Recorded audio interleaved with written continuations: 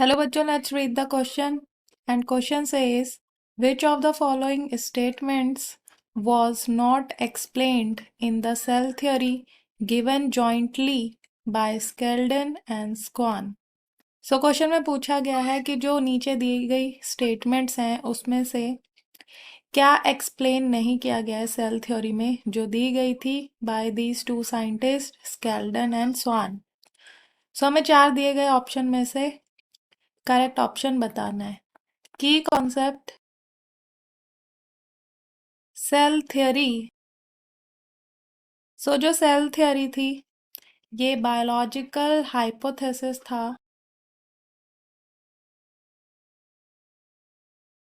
And ये दिया गया था by two scientists Schleiden and स्कॉन। तो जो सेल थ्योरी थी, जो सेल्स होते हैं वो फंडामेंटल बिल्डिंग ब्लॉक्स होते हैं of all the living creatures as well as they are the basic unit of reproduction. And cell theory के जो मेजर थ्री पोस्टुलेट्स थे ऑफ सेल थ्योरी वो थे दैट वन और मोर सेल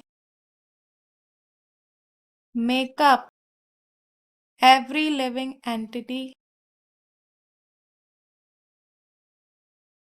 एंड जो organisms होते हैं उनमें जो सेल्स होता है, जो सेल्स होते हैं वो फंडामेंटल यूनिट होते हैं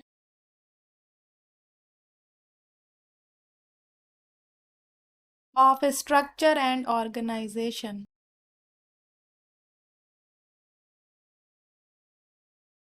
एंड जो प्री एग्जिस्टिंग सेल्स होते हैं they give rise to new cells.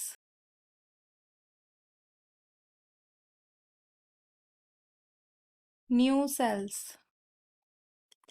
So ये पोस्टुलेट्स थे सेल थ्योरी के कि जितने भी लिविंग ऑर्गेनिज्म होते हैं वो सेल से बने होते हैं and they are products.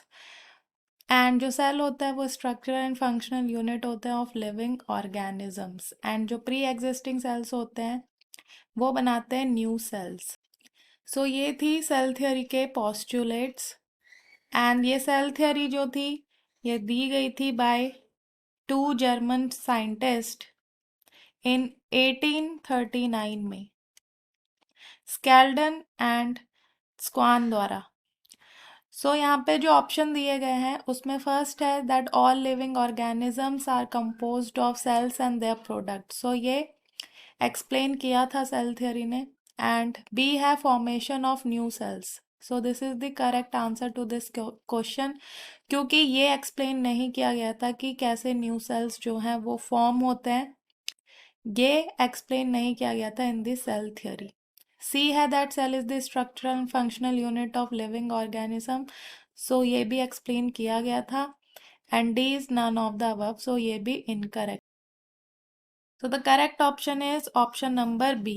Hope you understood it well. Best of luck.